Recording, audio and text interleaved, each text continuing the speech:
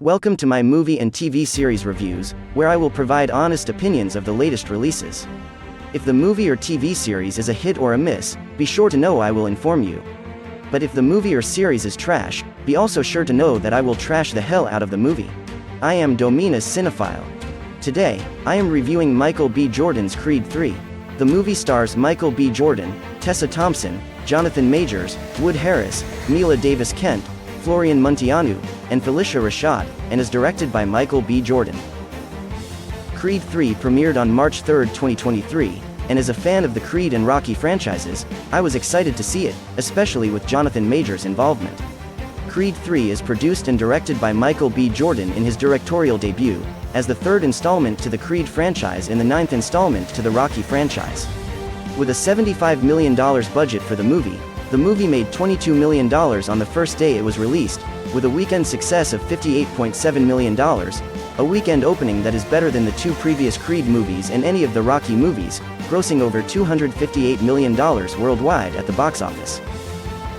The numbers are great and we can literally say the movie is a success, right? However, I found that there were some aspects of the film that did not work for me. Firstly, the sports drama element of the film felt out of place when compared to other movies in the Rocky verse, as it lacked the distinctive Rocky feel.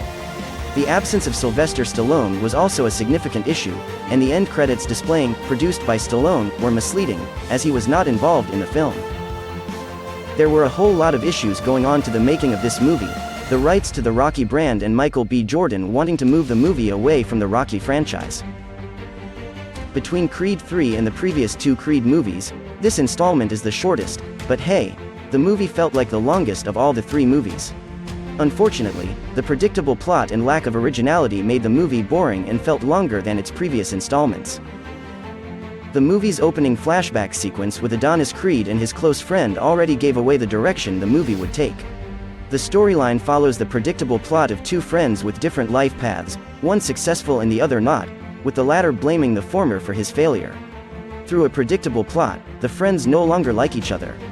In addition, the scene with Adonis' mom talking about not having another stroke was another giveaway for what was to come.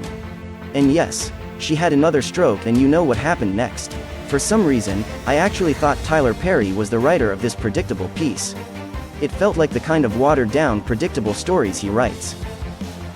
Michael B. Jordan's direction failed to reinvent the franchise, but the movie's diverse casting and character representation successfully included Black, Hispanic, and hearing-impaired representation.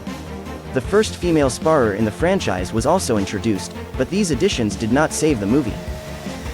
Meanwhile, in the opening flashback of the movie set in 2002, a Naruto poster can be seen in Adonis' room. That poster is from Naruto Shippuden, which aired from 2007. I guess Adonis traveled to the future to get the poster.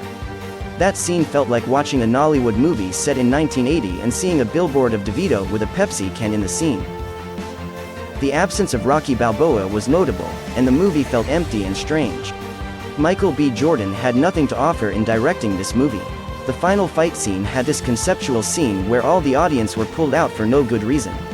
I was fighting so hard to understand the concept to that scene and why he had to do that. I think he thought he was in the ancestral plane in Black Panther.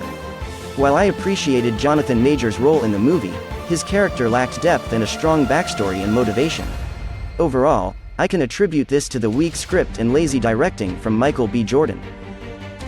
This is definitely not one of his best works.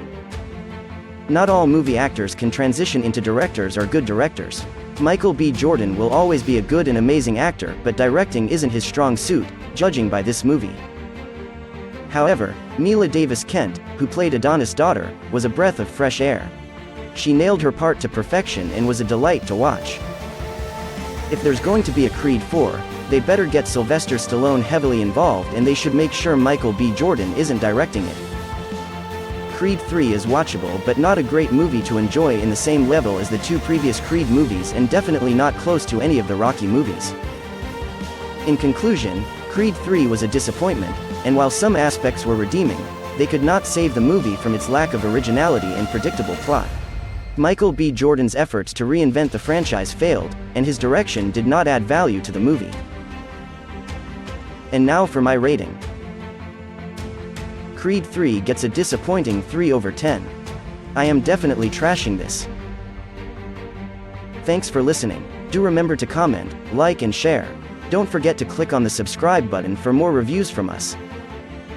Dominus Cinephile signing out.